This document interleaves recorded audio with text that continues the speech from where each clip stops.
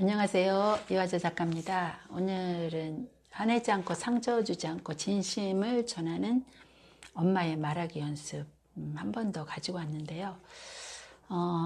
제가 이 책을 지금 계속 읽고 있는데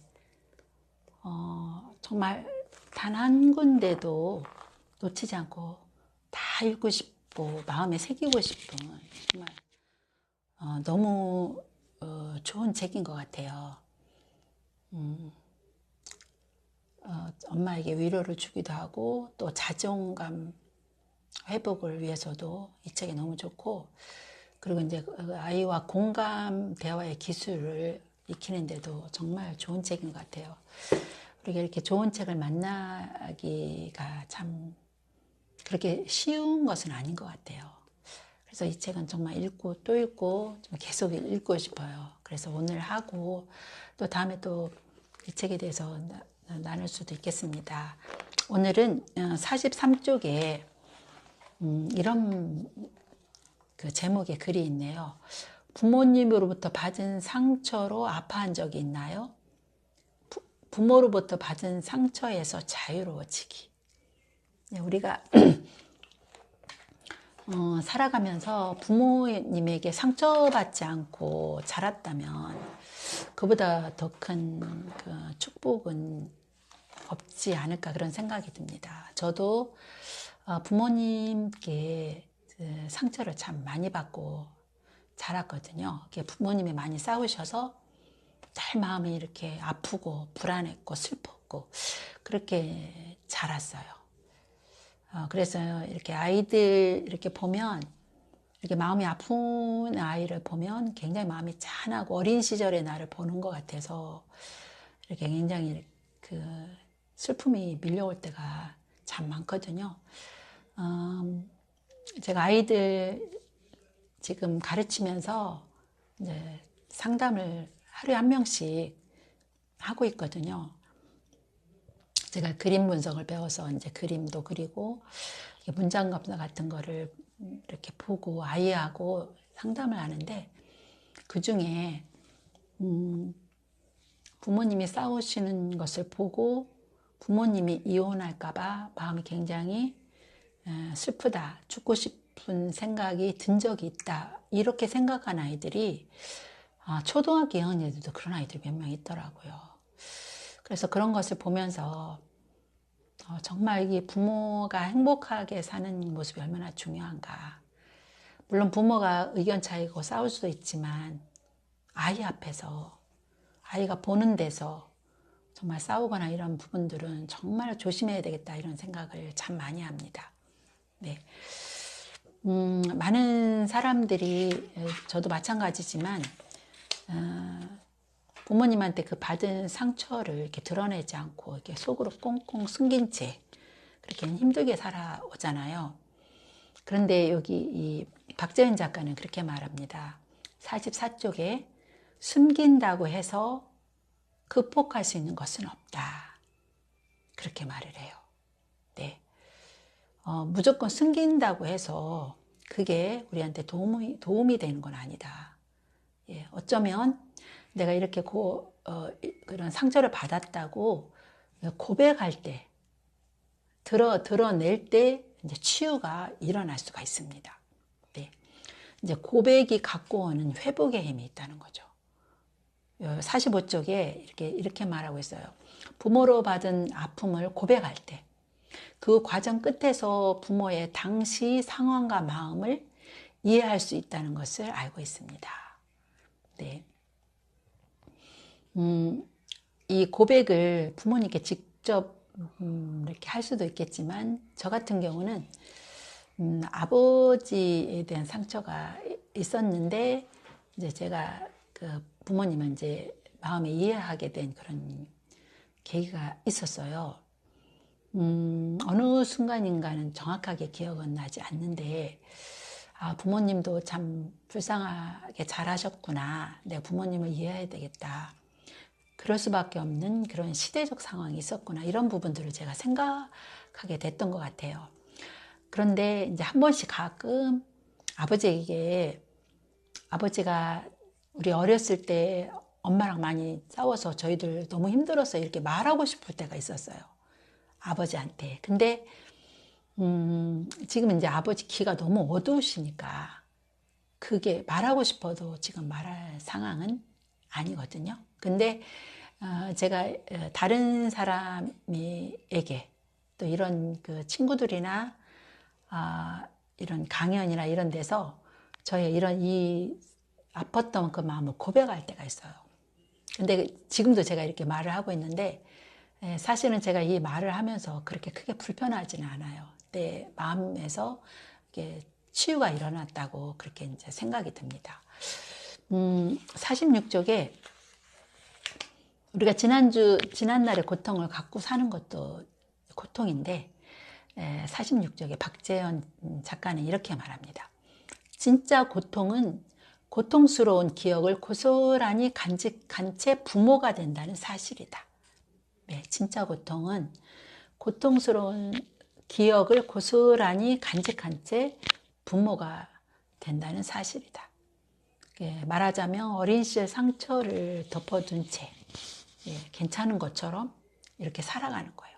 그런데 그게 괜찮은 것이 아니라 그 내면에 그런 그 부모님에 대한 그 상처가 내가 우리 자녀들을 양육할 때 이렇게 그 내면 속에서 나온다는 거예요. 예를 들면 어렸을 때 부모에게 학대를 당했을 경우에 어떤 폭력을 당했을 경우에 그때 자기가 나는 맞을 짓을 했어. 나는 맞아야 돼. 이런 마음을 갖고 있다면 그런 마음을 가지고 부모가 되면 그 부모님도 아이를 때릴 때 너는 맞을 만해. 너는 맞을 짓을 했어. 이런 마음을 가지고 아이를 때린다는 거예요. 그러니까 그 폭력이 대물림 된다는 거예요. 그게 엄청난 그런 그 무서운 대물림입니다. 그래서 부모라면 내가 부모로서 아이에게 평화로운 언행을 연습하는지 아니면 폭력적인 언행을 연습하는지 생각할 필요가 있다고 그렇게 말하고 있어요. 이제 사람들이 이제 본인이 아이를 학대를 했을 때 나는 아이를 학대했다고 이렇게 그 고백하는 사람이 잘 없다고 합니다. 예. 왜냐하면 죄책감을 느끼고 싶지 않아서 그렇게 말을 하신다고 그래요. 지금 이제 저희 아버지도 저희 자식들이 부모님이 싸워서 이렇게 정서를 너무 힘들고 고통스러웠다는 사실을 잘 모르세요. 잘 모르고, 내가 너희들 때문에 정말 허리가 너무 아팠는데 열심히 일을 하고 너희들 뒷바라지를 했다. 이런 얘기 하시거든요. 내가 너희들한테 상처를 줘서 그런 것 같다. 미안한 그런 말은 아예 생각을 안 하시는 것 같아요. 예, 그만큼, 부모님 자기 자신을 모르는 경우가 많다는 거죠. 네. 그래서, 만약에 부모가 아이들을 폭력을 한다 하면, 그거는 계속 이제 중독이 돼서 계속 더 많이 때리고 더 많은 그런 폭력성을 나타내거든요. 그래서 만약에 폭력을 끊으려면 자신이 학대당했음을 그리고 폭력에 고통당했음을 인정하고 그것이 부당한 대우였음을 고백할 필요가 있습니다. 우리는 그렇게 맞을 이유가 없었습니다. 자라면서 상처받은 경험이 있다면 감당할 수 없는 폭력에 놓인 적이 있다면 그 슬픔을 꺼내 애도할 필요가 있습니다.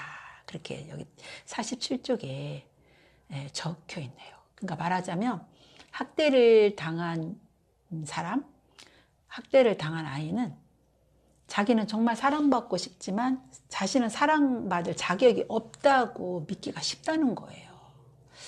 그러니까 저도 직접적인 신체적인 폭력은 당하지 않았지만 부모님이 아이들 앞에서 욕하고 싸우는 것을 보여줬다는 것은 정서적인 폭력이거든요.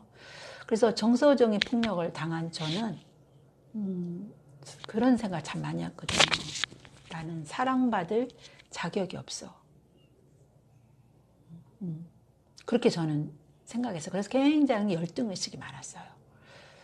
네. 그래서 우리가 부모를 선택할 수는 없었지만 누구나 충분히 사랑스러운 존재로 이 땅에 왔다는 것을 우리 자신도 기억하고 우리 아이들이 정말 알았으면 좋겠습니다. 어떤 학대도 자신 때문이 아니라 그 부모님, 선생님도 그 자신을 표현할 능력이 없어서, 예, 그 사실을 우리도 학대받은 경험이 있는 우리는 꼭 기억을 해야 됩니다. 어떻게 표현할지 몰라서 그런 일을 했어요. 이제 몰랐던 거죠. 그래서 우리는 꼭 기억을 해야 됩니다. 아이를 성장시키는 것은 폭력이 아니라 사랑이다. 네. 많은 사람들이 아이가 어떻게 자랐으면 좋겠습니까? 이렇게 말할 때 대부분의 아이들 사랑이 많고 남을 도울 줄 알고 리더십이 있는 아이로 키웠으면 좋겠습니다. 리더십이 있는 아이로 자랐으면 좋겠습니다. 이렇게 이제 말을 하거든요. 근데 이제 이렇게 사랑이 많고 남을 도울 줄 알고 리더십이 있는 아이로 자라기 위해서는 정말 절대적인